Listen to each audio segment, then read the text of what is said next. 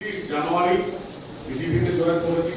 নরেন্দ্র মোদী এবং হেমন্ত বিশ্ব দক্ষতা দেখিয়েছে তার জন্য।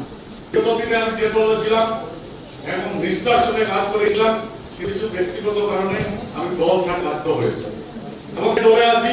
আমি আজকে তোমাদের সামনে বলছি এবং আমাদের যে দলের নেতৃত্বরা আছেন তাদের কাছে বলতে আমি সততার সঙ্গে বিজেপির হয়ে কাজ করে দেবো আজীবন, ততদিনে আমি থাকবো। এবং তোমাদেরকে বলছি আগে যেভাবে আমাকে তোমরা সাহায্য করেছ সেইভাবে সাহায্য করে এবং আগামী নির্বাচন আমাদের ললিত মোহন শুক্ল দাঁড়িয়েছেন এবং প্রত্যেক রাত্রে যেরকম তোমরা রাত দিন করেছো সেইভাবে কাজ করতে হবে। এবং আমার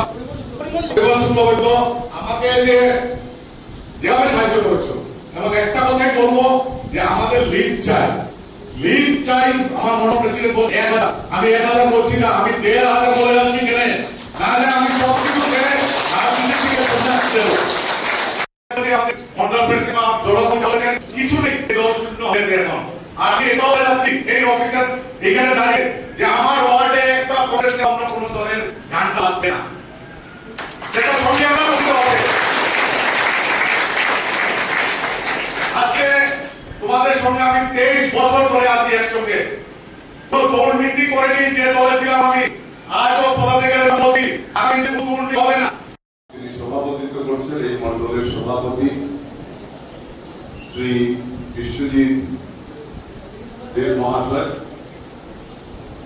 এখানে উপস্থিত আছেন আমাদের জেলা কমিটির সাধারণ সম্পাদক শ্রী অপ্রজিৎ চক্রবর্তী, সম্পাদক শ্রী পুলক দেব,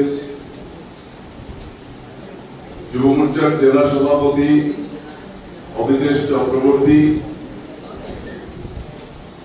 সেই সঙ্গে সঙ্গে আমাদের এই রংপুর মানগ্রাম মন্ডলের দুজন পদাধিকারী এখানে আছেন। একজন ডক্টর প্রবাল পাল চৌধুরী, উনি এই মন্ডলের সহসভাপতি, আরেকজন সতন ঘোষ, উনি সম্পাদকের দায়িত্বে আছেন।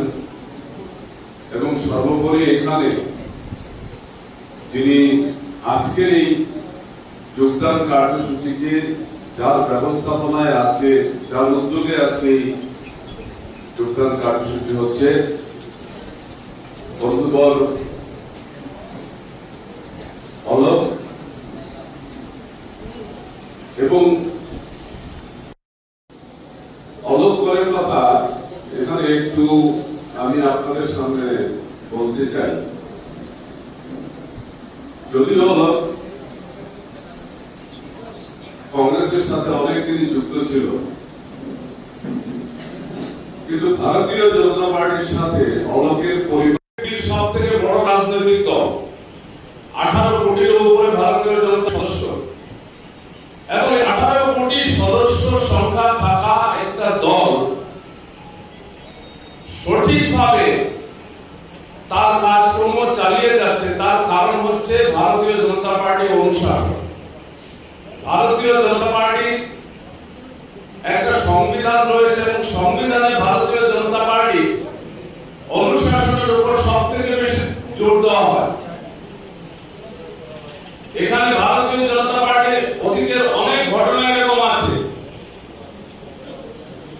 অনেক বড় বড় নেতা, কেউ কেউ হয়তো অতীতের মুখ্যমন্ত্রীও ছিলেন, দলীয় অনুশাসন ভঙ্গের জন্য তাদেরকে দল থেকে বের করে দেওয়া হয়েছে। এরকম অনেক ঘটনা আছে।